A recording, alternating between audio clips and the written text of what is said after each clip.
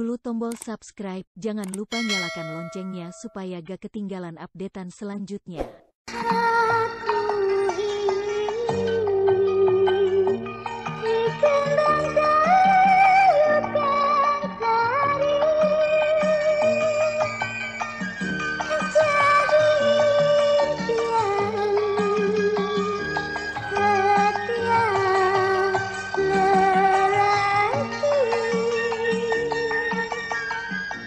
Misteri Siluman Kembang Tayub. Suatu kisah penuh liku-liku tentang seorang penarik cantik jelita dalam menggapai cinta dan kebahagiaan. Suatu perjalanan hidup yang kaya dengan misteri dan tragedi, diseling dengan suasana yang mengharu biru. Beginilah hidup dikembangkan lenggah-lenggah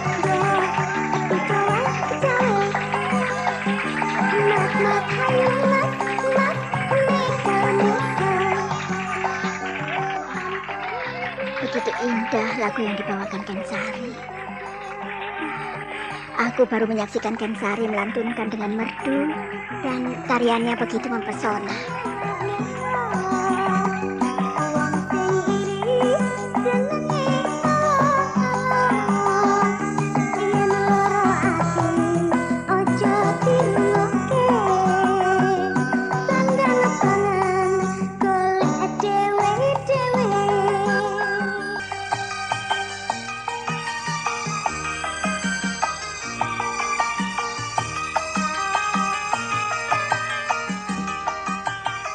Misteri Siluman Kembang Tayub. Naskah karya Totot Prambanan. Teknik dan montase Moko Caritas. Musik oleh Frans Harius dengan sutradara Dian Pertiwi. Kali ini mempersembahkan episode ke-12 dengan judul Gelung Iblis.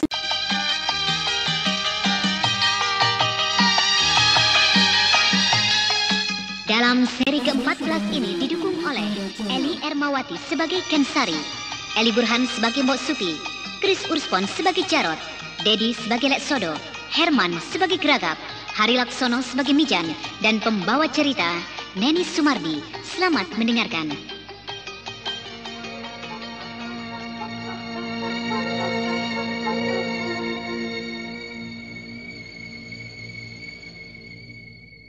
Pada kisah yang lalu diceritakan, Nyai Susuk Ireng begitu geram karena niatnya untuk membunuh Kensari digagalkan oleh Geragap dan sebatang anak panah menancap di lengannya. Lalu ia pergi dengan ilmu menghilang sambil mengancam akan membalas dendam. Kensari lalu pulang bersama Geragap, disambut dengan bahagia oleh Mbok Supi. Kini Mbok Supi memanggil Geragap dan Mijan dengan muka garang. Kau tahu kenapa kau kupanggil? Tidak tahu, Mbok. Mungkin karena aku tidak langsung bekerja mencari kayu bakar. Atau saya tidak memberikan rumput-rumput itu untuk kudanya Den Ayu. Bukan.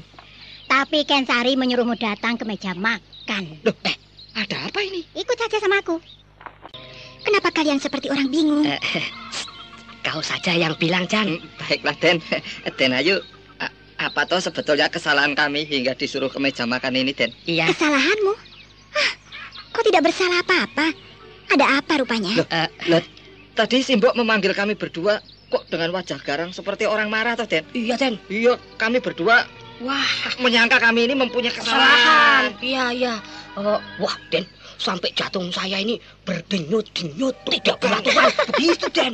Lucu sekali kau ini. Simbok sengaja berbuat begitu supaya kalian berdua takut. Tidak ada apa-apa. Kau kesini cuma disuruh untuk menemaniku makan bersama. Walah. Ini sebagai rasa terima kasihku kepada kalian berdua. Ayolah, kita makan bersama-sama. Ya? Kalau mau dihukum begini setiap hari, Pak, aku mau. Aku gak mau, Jan. Seneng ya makan bareng-bareng. Hukuman menyenangkan dengan makan bersama-sama.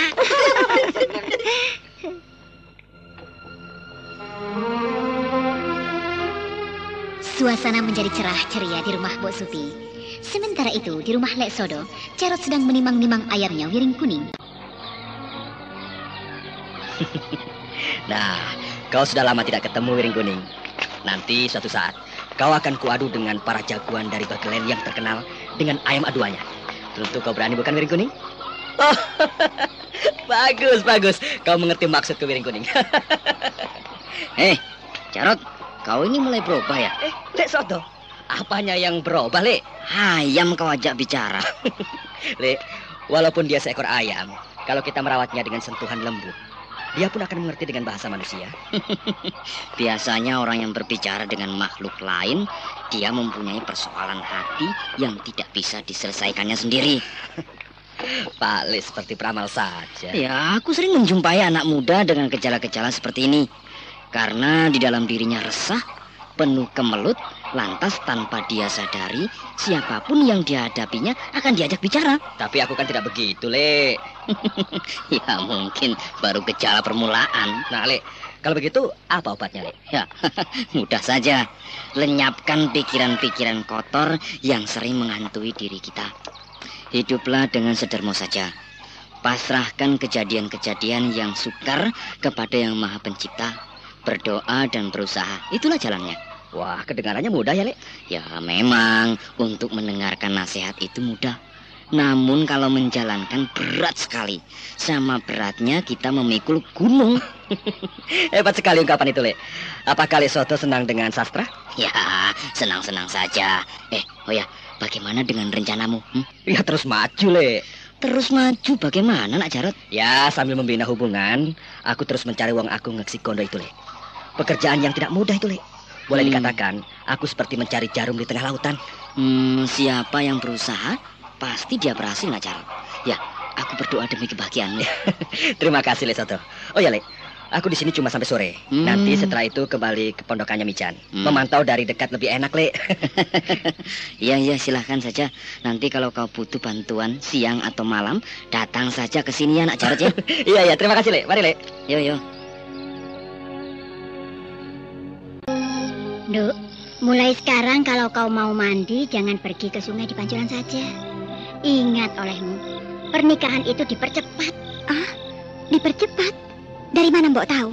Satrio mengatakannya sebelum meninggalkan rumah ini. Dia akan menyuruh keluarganya untuk mempercepat pernikahanmu. Karena Nak Satrio khawatir akan terjadi sesuatu terhadapmu kalau tidak cepat-cepat dilangsungkan. Kenapa terlalu terburu-buru, Mbok?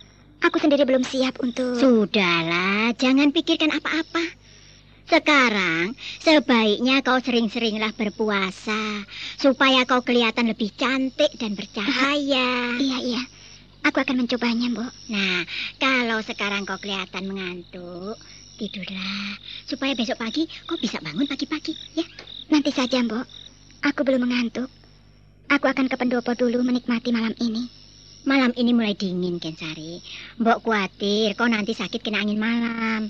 Mbok, aku telah merasakan segala pahit getir kehidupan, kesakitan, ancaman pembunuhan telah aku rasakan di antara anginnya malam. Jadi Simbok, jangan mengkhawatirkan aku masuk angin. Ya, baiklah. Tapi jangan lama-lama ya. Iya, Mbok. Malam yang indah, penuh bintang dan bersinar dengan terangnya. Begitu mempesona. Tanpa awan. Simbok kelihatan tidak percaya kepadaku. Kulihat mengawasiku dari balik pintu. Aku pura-pura duduk semedi saja di sini.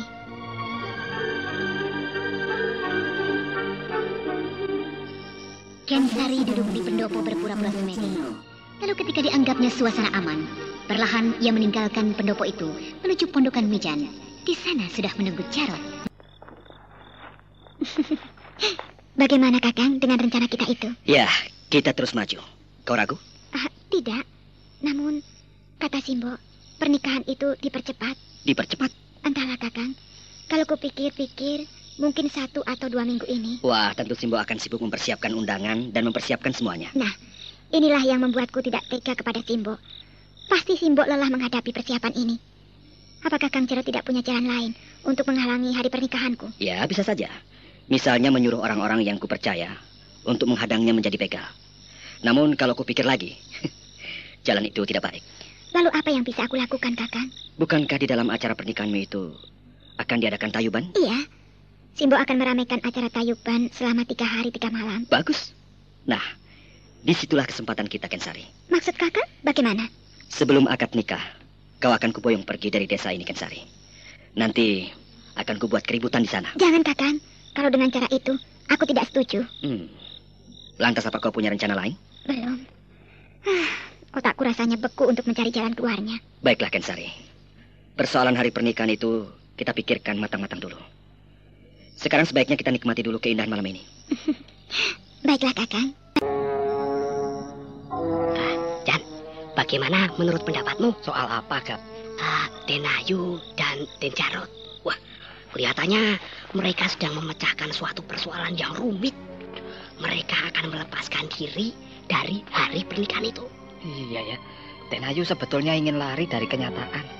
Namun dia itu kasihan sama Mbok Supi. Iya. Takut kalau terjadi apa-apa. Ya, ini semuanya gara-gara ulah Satrio yang ingin mencari keuntungan, Jan. Cuma Simbo itu kalau diceritakan hal yang sesungguhnya mengenai diri Satrio, pasti akan menolaknya, Ya Jan. pasti, Simbok tidak akan percaya dengan sepak terjang Satrio yang buruk dan tidak terpuji itu, Gap. Bagaimana kalau kita membantu Den Ayu dengan diam-diam, Jan? Maksudmu itu bagaimana? Ya kita gagalkan pernikahan itu. Gendeng, Dan kamu ini bagaimana caranya? Jan, bukankah sebelum peresmian menjadi suami istri akan diramaikan dulu dengan tayuban, ya kan? Iya. Ya, nah di malam Widodaren, Simbo akan mendatangkan Tayub Sekar Kandil di bawah pimpinan Kilawang. Nah, disitulah Den Ayu kita culik, Jan. Wah, kau mulai edan, Gap. Lah bagaimana mungkin? Mungkin saja semuanya akan terjadi, toh, Jan. Wah, benar-benar gendeng. Dan rencanamu? Aku tidak mengerti bagaimana cara melakukannya, Gap. Ya tentu saja memakai akal dan siasat, toh. Aku akan mencari perempuan yang mirip dengan Kensari. Lalu semuanya akan berjalan lancar, Jan. Wah, ini benar-benar rencana yang penuh resiko ini, Gap. Kalau mau menyelamatkan orang, jangan tanggung-tanggung, toh, Jan. Iya, baiklah, ya. Nanti, tapi kupikirkan dulu masak-masak ya.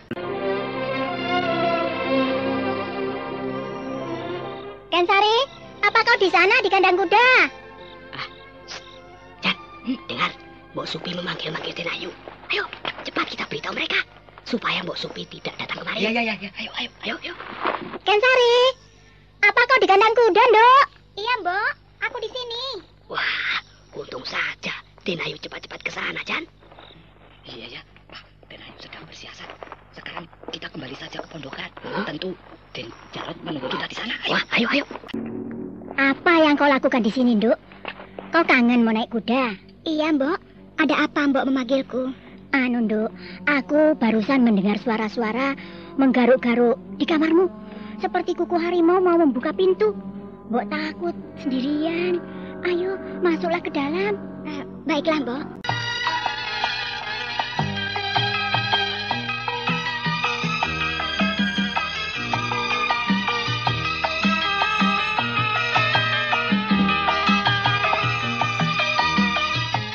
Dengan kening berkernyit, Kensari mengikuti langkah Mbok Supi masuk ke dalam rumah.